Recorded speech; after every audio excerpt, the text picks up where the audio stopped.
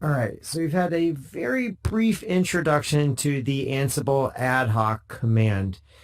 And I wish we could have some more time to play around with it to show you some more modules. I think you can probably do that on your own if you're curious. I really hope you're curious to look at what some of those other modules can do. And I hope you're starting to see some of the power by understanding that each of these modules in and of itself is extraordinarily powerful, because it can not only just perform a command, it can ensure a desired state at the end of the day. It can ensure idempotence. A lot of times I like to think of Ansible as a framework for idempotent commands, if you will. It's kind of a weird way to think about things. It's somewhat of a contradiction, but it's really a framework that encourages people to write modules, not commands, that think about more than just one transition in state, as a lot of the commands that we have the command line do. They just take us from A to B. Instead, with Ansible, you're encouraged to think about where all of the starting points might be that somebody might be at to help them get to a desired ending point. And that's why I like to think of it as a framework for idempotent commands, which is kind of weird. So maybe how about we just say desired state reconciliation or configuration. So we did take a look at some simple ad hoc commands to copy a file. We looked at some pretty complex cases where we had no file on our target environment and we copied the file out.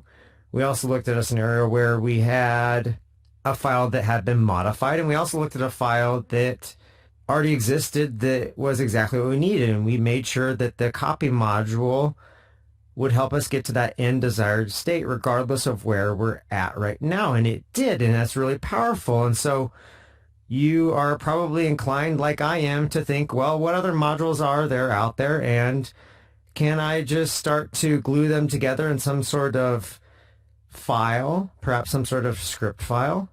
Maybe I can make a bunch of Ansible ad hoc calls to different modules. The homebrew module exists, which is a module for installing packages or software. In this case, this call that I've shown here on the second line would install that bat package or command that I really like, and it will ensure that it's always at the latest state. So if the bat command is updated with a new version, I can run this again and the new version will be applied as well. Pretty cool. I could also use another homebrew call to install another tool I like called JQ, and again, make sure it's always upgraded or updated. And then maybe I do a bunch of other things, and maybe toward the end I even create a MySQL database of zip codes that I need in some of my application development that I need for reference data. You know, all sorts of things with Ansible ad hoc calls with the various modules that are available in Ansible. And I could easily see myself wanting to script these ad hoc calls together into a file and calling it a day. There's my automation. There are quite a few drawbacks to doing that, though. Ansible is not designed for that. So the ad hoc command is not designed to be run repeatedly. It'd be very inefficient. There's a lot of things it's doing behind the scenes to go from where you are to where you want to be. Part of that is gathering information about the environment, and if you make multiple calls to it, you would be gathering that information multiple times. That'd be very inefficient, and there are other things as well. So it's not designed for this purpose, so we wouldn't want to just stick all these Ansible ad hoc calls into a script.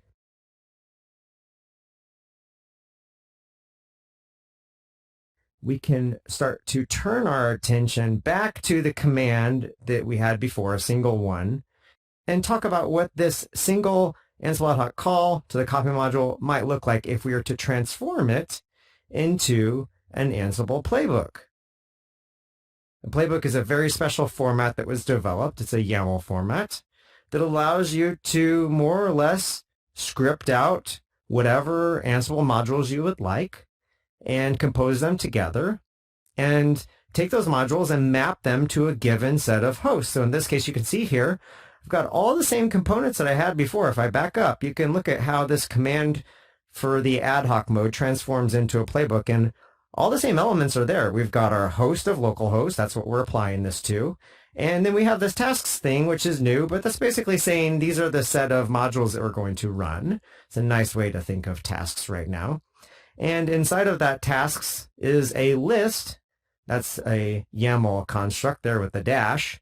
Indicates that we're starting a list, and we are going to start a list that we could add to. And the very first one of the items in here is the copy module. And you can see we've got our arguments to the copy module, our source of a master gitconfig, and our destination of that home directory's .gitconfig. So we have everything we had before.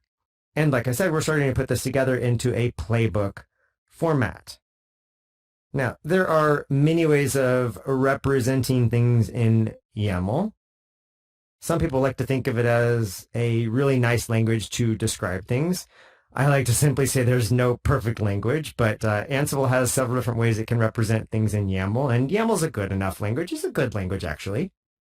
And right now we are using a key equals value and in space delimited, almost a shorthand syntax for specifying the arguments to our module. There's another way we can do this, though. Before I get to that, though, I want to say that most modules support this key equals value syntax or shorthand, but not all of them. There are other syntaxes as well that I won't get into, more legacy style syntaxes like the action shorthand syntax.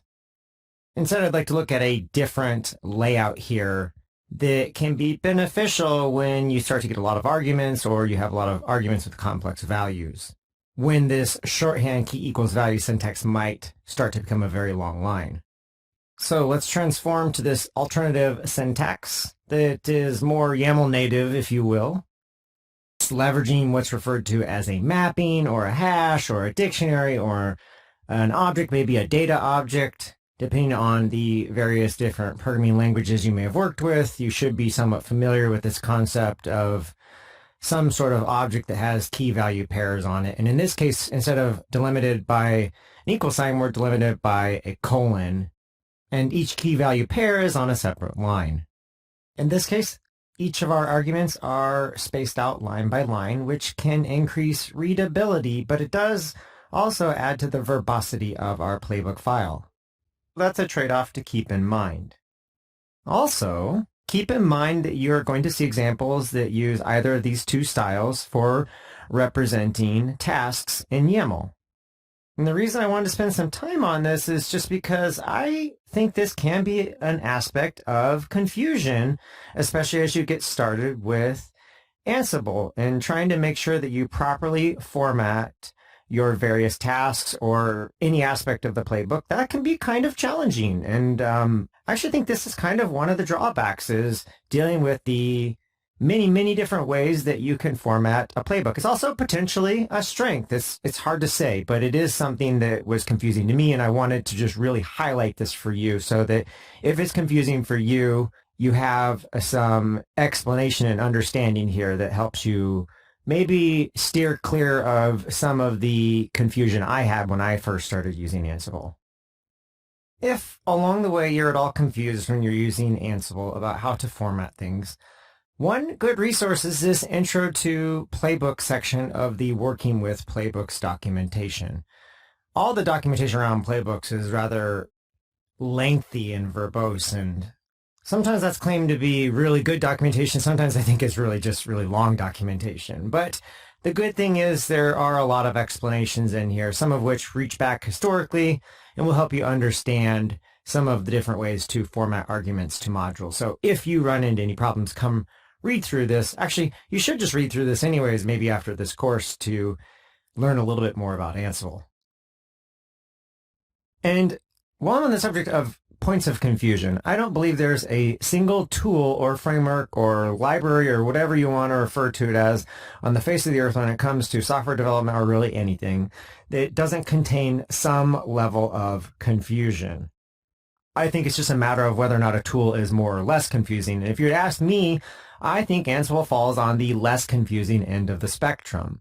And if I were to give you one example right now of why it's less confusing, I think, it's just the fact that look at this playbook file right here. Look at these constructs that are used inside of Ansible to represent different aspects of configuration management. Are these not intuitive? I think that's one of the big wins when it comes to using Ansible.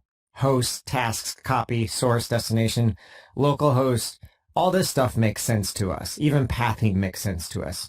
So out of the gate as a beginner, you can look at this file, and aside from the syntax confusion of how to format it, maybe, if there really is any, I guess maybe you don't see it as confusing at all.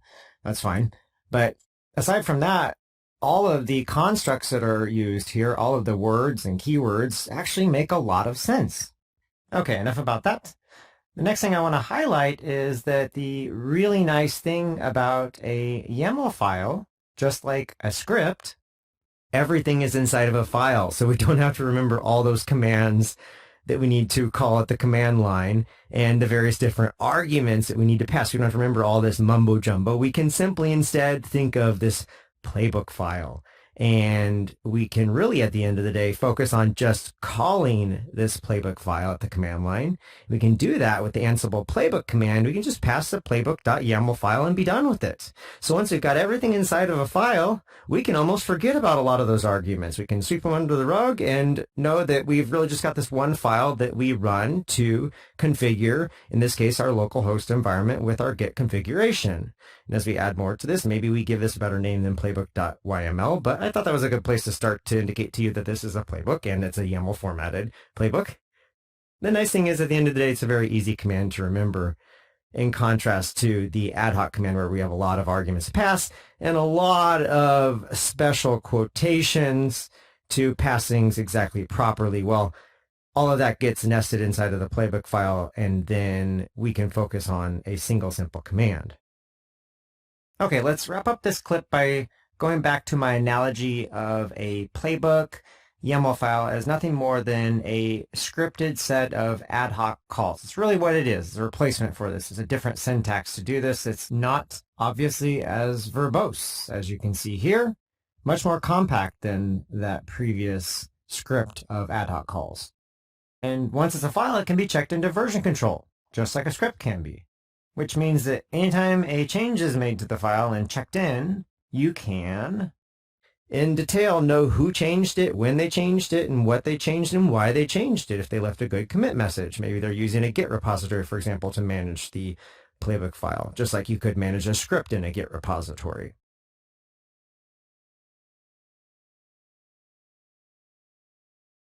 A quick analogy to help you better understand Ansible ad-hoc versus the Ansible playbook dichotomy. Well, if you've ever worked with Docker, and I think a lot of people have at this point in time, which is why I'm choosing this analogy, the relationship between the Docker CLI and Docker Compose is the same relationship you'll find between Ansible ad-hoc and Ansible playbook. On the one hand, we're talking about, with the Docker CLI and Ansible ad-hoc mode, we're talking about calling a command and passing arguments. And then on the other hand, we are talking about with a YAML file, actually in both, so we have the same format with both. We're talking about putting together a Docker Compose file with Docker world to make containers. And in the Ansible world, we're talking about putting together a playbook. And interestingly, this analogy is great. I can stop right here, but I could also say that it just so happens that Ansible can work with both the Docker CLI and Docker Compose. Just thought I'd point that out. Those are some modules that are out there if you are familiar with Docker. But back up to this analogy here, this dichotomy, if you will, and this might better help you understand the difference between ad hoc and playbook modes of Ansible.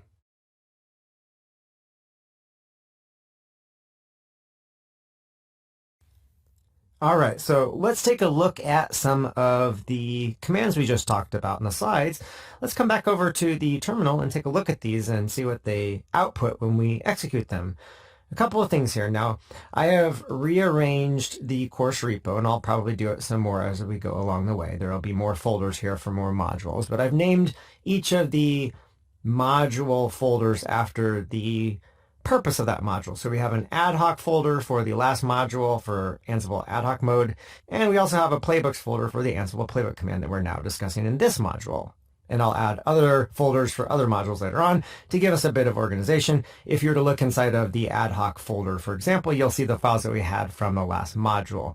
And inside of there, just while I'm at it, I will note that I have added a file I didn't show you in the last module. And if we were to dump out the contents of it, this is just some of the commands that I was running. I did this so that I could make some visuals for this course, but I also did this to share this with you if you wanted to copy and paste some of these to be able to follow along. So these are a lot of the commands we were running in the previous module. Now, I'll go ahead and change into the Playbooks folder for the Playbooks module. And if you look inside of here, right now I have one file. In the future, when you take a look at this, there'll probably be a lot more as I push out changes as we work through this module of the course. But for now, there is one file, and it is a script that is an example of scripting out ad hoc Ansible calls like we talked about. And woohoo on the end of it, because why not, right? Why not just go ahead and call Ansible ad hoc a bunch of times and be done with everything? And in here, you can see a couple of calls to Ansible ad hoc. I have the copy call that we used in the last module to set up the git configuration file. So that's using the copy module. And then I'm also using the homebrew module twice here to install bat and JQ, two of my favorite packages of many actually that I use at the command line. And I'm making sure that these are tools that I have installed in a given environment. And I'm also using state latest as an argument or parameter to these modules to make sure that they're upgraded as well. So if a new version comes out, I get that change. Now, of course, if I were to execute this script here of these Ansible ad hoc calls, I'm sure you could guess what the output will look like. We're going to get a lot of green because my environment is already set up with this configuration. If, however, I were to remove that gitconfig file, I could dump out the gitconfig to prove that it's gone. And then if I were to run my script this time, instead of getting all green, the very first call to Ansible ad hoc to set up the gitconfig is yellow because we make a change in this case to restore our gitconfig file that I just blew away. And I can prove that's the case here by dumping out the git configuration. So this would actually work, and it's not that slow when we have a couple of modules to use to configure our system, but as our configuration grows, it's going to become very inefficient, as I mentioned. So this is just an example, really to help you understand the purpose of a playbook is to move from single ad hoc calls into, which is the point of ad hoc, actually single, one off, one at a time, move from single to many different modules that we're going to use to configure a given environment or environments, plural.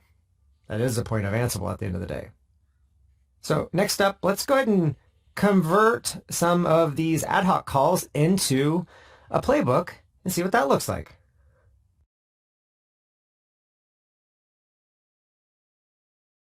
So now let's make a playbook. And to do that, I've got Visual Studio Code opened up. You can use whatever editor you would like.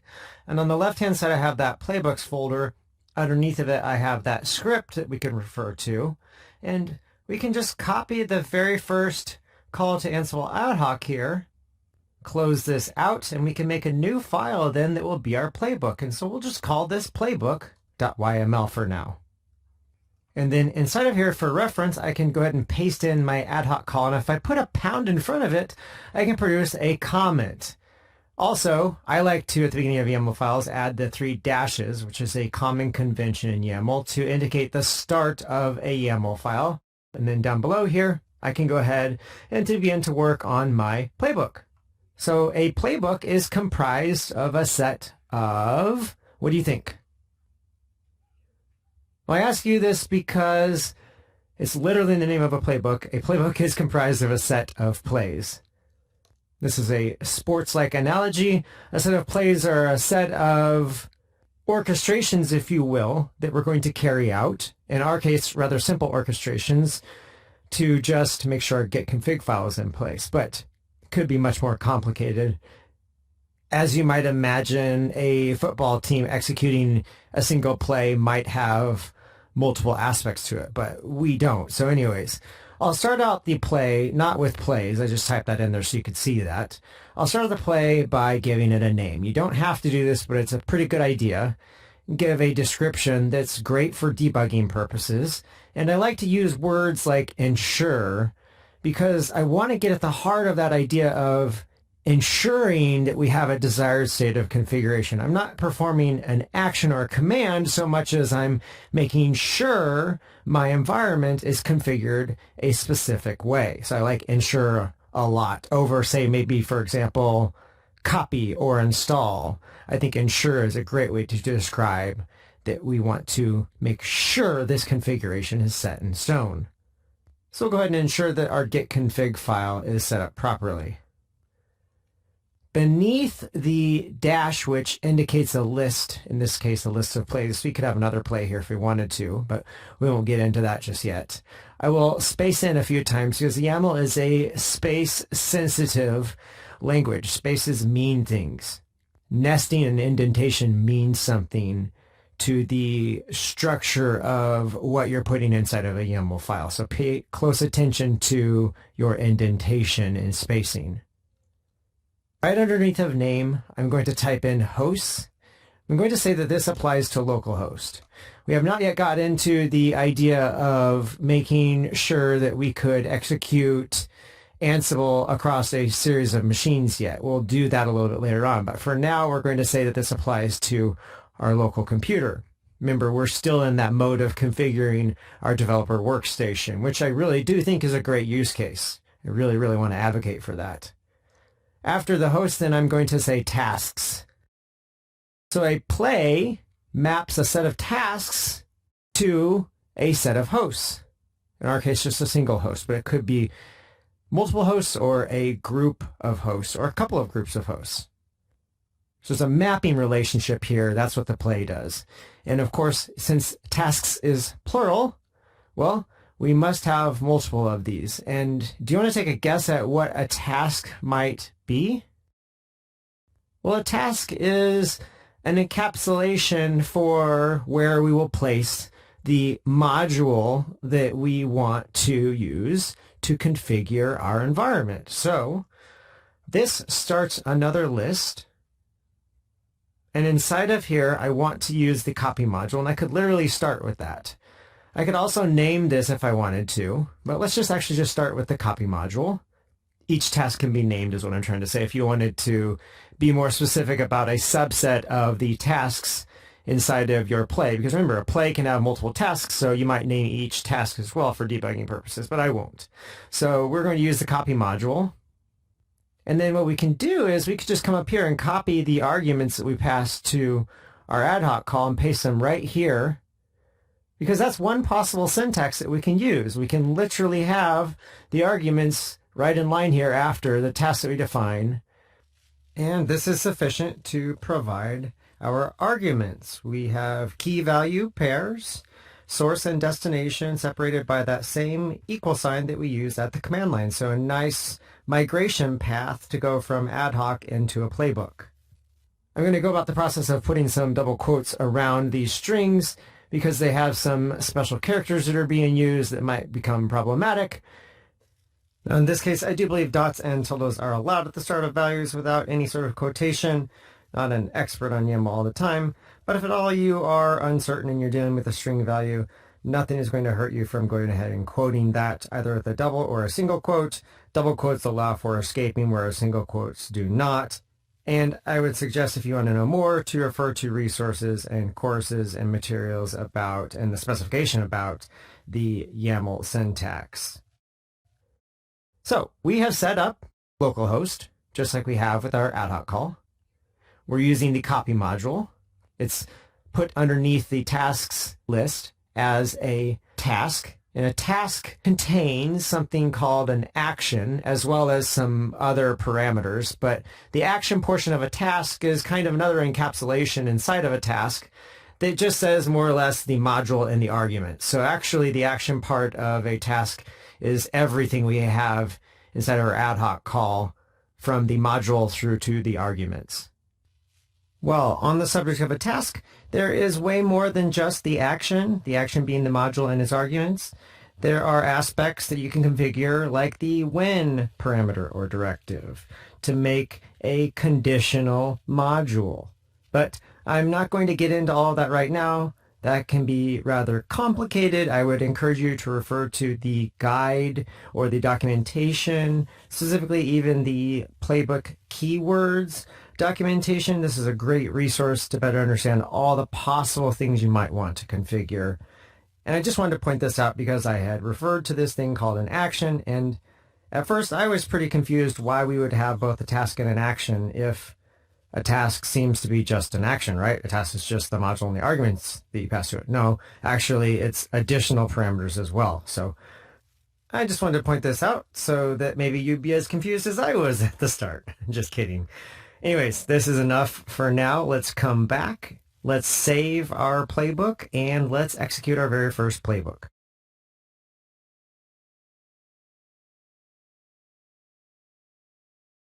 Okay, so let's go ahead and execute our playbook now. We'll hop over to the terminal.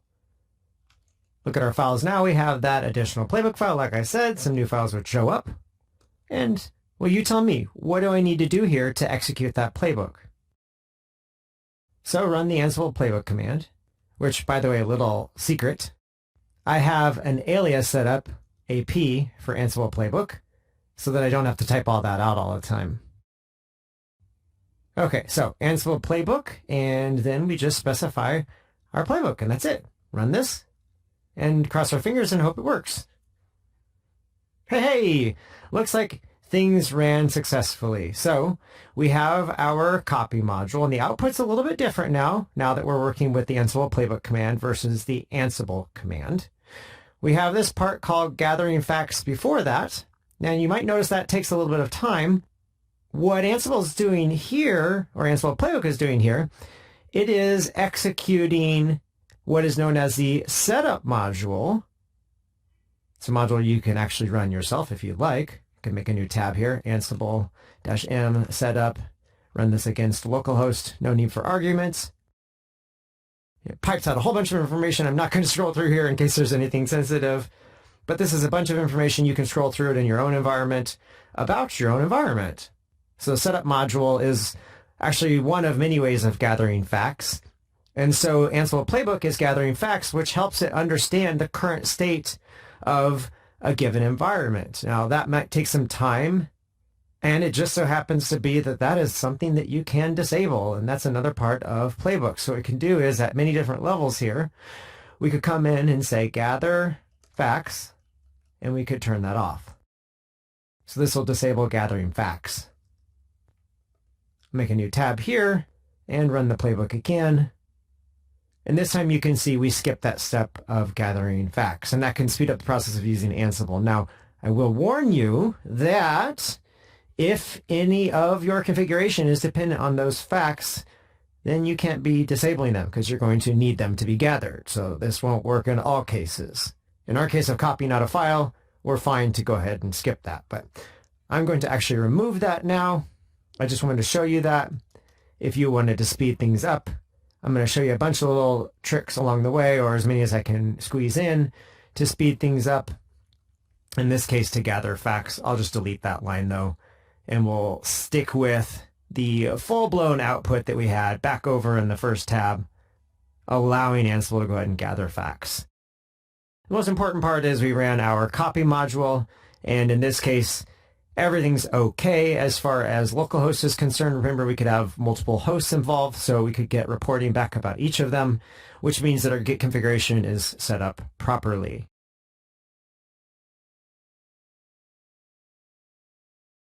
Next up, let's create a new tab and run through a not so happy scenario when we remove our Git configuration. I'll run the playbook command again. But before I do that, I want to get rid of my Git configuration file, and then I'll run the playbook command. And now in this case, what do you think is going to happen? So I slowed things down there before the output came for the task to copy our Git configuration file. I slowed that down so that you could have a chance to think about the fact that you'd probably see something yellow for changing our Git configuration file, which I can then confirm has actually been replaced. Haha, there we go. So this is working exactly like the Ansible ad-hoc mode that we used before. Just a little bit different output. Oh, and one of the things I didn't explain, since I didn't go through this line by line, you can see right here at the top we have our description of our play. And then underneath of that we have the various tasks that are involved, and one of those tasks is fact gathering. It's just an implicit task unless you disable it. And then of course our task to copy our gitconfig file. And then we have this nice recap at the end that tells us a little bit about what happened. A brief summary in this case. Now, while we're talking about output, up at the top you'll see some warnings, and you've seen those along the way. I'll talk a little bit about those in the module on inventory in this course. Basically, it's saying that we are using localhost, and right now we haven't set up any inventory. We basically haven't told Ansible these are our hosts that we're going to be configuring. So it's giving us a warning that we are using what is known as the implicit localhost configuration that is enabled by default if you don't specify an inventory to Ansible. Again, we'll talk more about that later on. But one other thing that is important when it comes to output is to get a little bit more information about what is exactly going on. And for that, join me in the next video.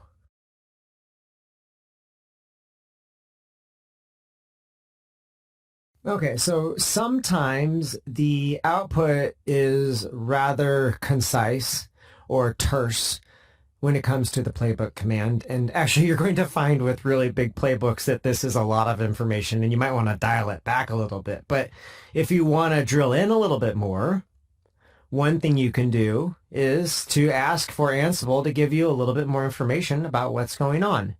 And there are a lot of flags that are available, just like you would have with the Ansible ad-hoc command. We can even run that check mode and the diff mode.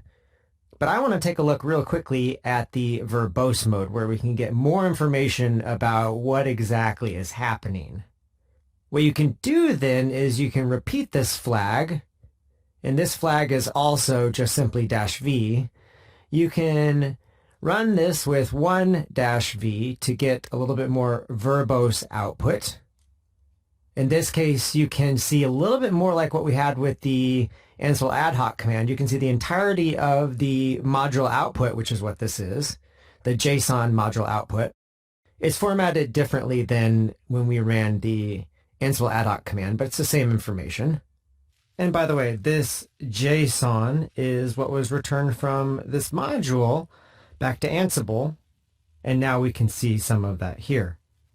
And instead of just having OK and localhost, we can see that changed was false, for example, which is something we were working with before. We can also see who the owner of the file is going to be, or who the owner of the file is.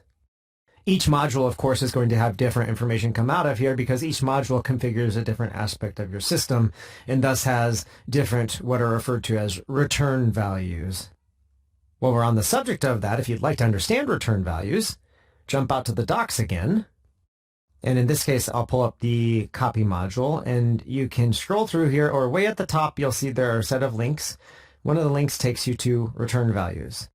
So if you'd like to understand what that output means that we just got, so maybe I can split the screen here. So here is the output of our copy module. If I want to understand what checksum is, here you go. There's checksum, and here's checksum, okay? And so if you see something that's confusing or interesting, and it's not exactly set to what you want it to be, you could scroll up here then and take a look at the parameters to see how you might configure that a little bit differently. So return values can oftentimes be closely linked to the parameters that go into a module. There's the destination as well. So if we look in here, aha, there we go, destination. You can see the long drawn out path that is the destination to the Git configuration file. And so on and so on. You can look through this on your own. So each module is going to have a set of documentation that includes return values. You can also access this if you don't want to go online or you can't get online. There's the Ansible doc command, and you can then just type in, copy in this case, look for the word return, and here you go. We've got our return values section. So everything you can see online is available here with the Ansible doc command as well, though it's not always as pretty as what we have online. Something in my mind makes me wonder if I could run this output through the bat command and make it look a little bit nicer. Yeah, I probably could actually. I could pipe it through bat.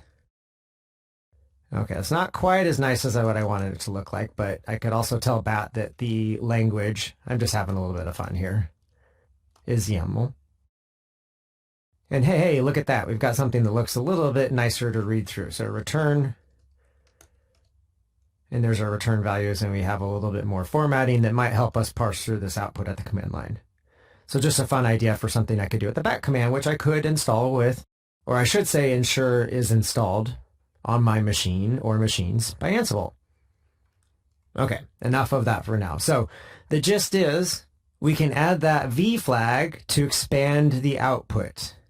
If we add it again, we'll get yet even more output. And I find this is a great way to understand what's going on with Ansible, is to look at the differences that occur as you add more V's to this.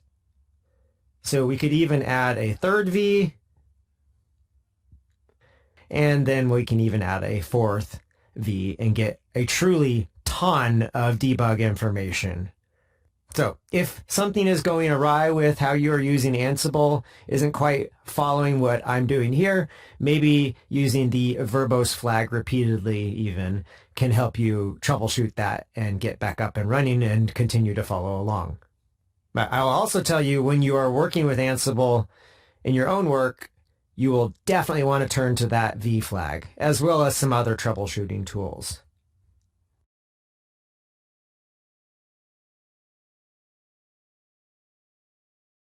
All right, so we've got this playbook set up. One of the big benefits of that is the ability to keep all of our arguments inside of that YAML file. And one of the secondary benefits of that, an indirect benefit, is that we can go ahead and version that file. And I've gone ahead and already added that playbook into my index in Git. So I can go ahead and commit it then.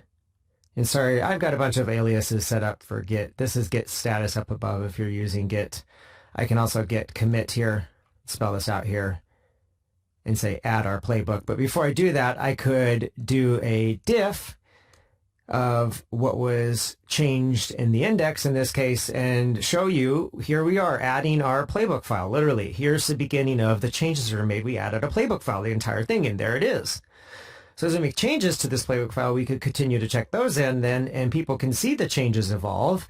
And if something has changed that causes a problem, you can always roll it back. You also will know who added that change and maybe why they made that change, and maybe they can help you better understand why things went awry and why the change was made, and just help you out at the end of the day. So that's a big benefit of putting things in a file. So I'll go ahead and commit this now, use my alias to leave a message of adding the playbook YAML file to configure our gitconfig. Then we've got a clean slate, so if we make any changes, we could always roll them back too. That's another big benefit of using version control. So if you don't know Git yet, I would encourage you to maybe give it a try.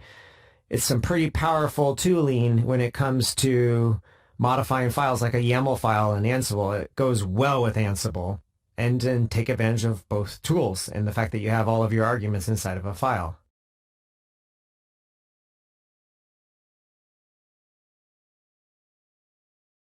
Okay, so we have our playbook set up with one task. Let's just add a few more real quick. In the interest of saving time, I'm going to make some changes off recording and then come back and explain them to you. Okay, so I made a few changes off screen here. If I look at the status of my Git repo and look at a diff of it, you can see I've added a few lines here. Quick aside, isn't this a wonderful example right here of versioning? You can see the 2 lines that I've added by just doing a diff of the changes I've made. Very powerful. So again, think about using Git or some sort of VCS with Ansible. I promise you it's worth it. Okay, so now let's hop back over to Visual Studio. And there you go. You can see we have our 2 comments available so that we can work with them. Now, there are a couple of ways that we could go ahead and throw in these particular modules as well. We could decide that these are best suited to go along with the tasks that are related to configuring Git, but maybe we decide that they're not suited. They don't belong with that, and it kind of makes sense to me that they don't. So maybe I'll set up another play here, and this one I'll say ensure my homebrew packages are installed. We'll have this applied to localhost as well. Set up our tasks, create a list here, and now it's your turn. What comes next here? And keep in mind, we're converting these ad hoc calls at the bottom of our file that I commented out. We're converting those into playbook tasks. What do I type right here next? So we'll go ahead and put in homebrew, because that's the module we want to use. And we can literally come down here and copy and paste the arguments. It just so happens to be that that format will work for us. And I could even add a second copy of the homebrew module, and this time, instead of copying and pasting the arguments as they are, I could do that. And then for each of the arguments, we can transform the shorthand syntax into the mapping syntax just by changing the equal signs to colons and giving each argument its own line. And there you go. We've got two of the exact same modules with more or less the same arguments, formatted with the two different styles that we discussed previously. Now, one thing that can be very confusing, actually, is the amount of indentation that you want to use. In my case, I put in 4 spaces here, and the reason I've done that is because on this level right here, where the H starts, I'm talking about the task level. And tasks have actions, which are the module as well as the arguments to it. Now, we haven't really seen it yet, but tasks can also have other parameters beyond just the module and the module's arguments. And those parameters would be on the level of the task, or the indentation of the word homebrew here. And they're separate of the parameters or arguments that we're passing into the module. So I know that can be a bit confusing, so I wanted to highlight this here. That's why we have 4 spaces, because we need these 2 arguments to the homebrew module to be nested underneath of the homebrew module so that they're passed to the homebrew module. An example of a task parameter might be something to do with how a task is executed, such as using the word become for privilege escalation. So I need those arguments to be nested underneath of the module. I don't want them to be alongside of the module, because then it's almost like they're on the same level of indentation as the homebrew module. And thus it's like name here would be a parameter to the task, not to the homebrew module. So how this reads right now is that this task has a name parameter of JQ, and that name parameter underneath of it has something like a state latest, and that doesn't make any sense, obviously. We need to pass both of these to the homebrew module as arguments. All right, let's save our file. We'll come over to the command line quick quiz to test out those new changes. What do I need to type here? Well, all I have to do is just run the ansible-playbook command again. Maybe I'll add 1v to get a little bit of verbosity. Okay, there you go. If you look through your output here, scroll through this. Here's our play to ensure our gitconfig is set up. We gather facts. We're in the copy module. We don't have to change anything, though, because this was already set up properly. And then we have a second play, notice that in the output, to ensure our homebrew packages are installed. And then on this one, we have 2 separate modules that get executed. They look a lot alike, so it looks like we got the indentation correct inside of our playbook. And in both cases, you can see that the package has already been upgraded. It's already installed and upgraded, both BAT and for JQ. So, hey, we got everything right, and that's really nice. Maybe let's wrap up this module by looking at what happens when we get some of the indentation wrong.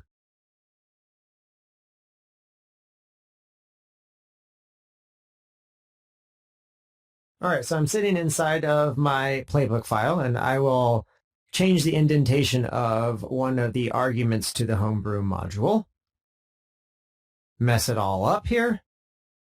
Save that, and then come over to the command line, and I will run my playbook again. And look at that. We actually get some information about what went awry. Now, I'm going to tell you right away that it doesn't always get it right when it comes to understanding what exactly is wrong. Sometimes that's just because of the mistake that you make makes the YAML file look different, entirely different than what you would assume. With that said, Ansible will somewhat point you in the right direction instead of perhaps just executing and skipping whatever didn't parse, maybe not telling you about the problem, and not even cluing you in at all to something being wrong with a specific part of your playbook YAML file. Now that said, of course, sometimes you have to look a little bit around where it's pointing you at, and that has something to do with YAML being a language where indentation matters, and so other symbols matter, like a dash for a list or a colon is used for mapping in dictionaries or hashes or maps. Those are the two primary complex object types in YAML, and so any sort of mistake that can make your structure look a little bit different can actually cascade into the line surrounding the problematic line. So don't be surprised if where it's telling you there's a problem, that's not actually where the problem's at. Like in this case right here, our problem is not on this particular homebrew line, it's on the next homebrew line. So the good thing is we can undo that and then just run things again here. And then everything's okay.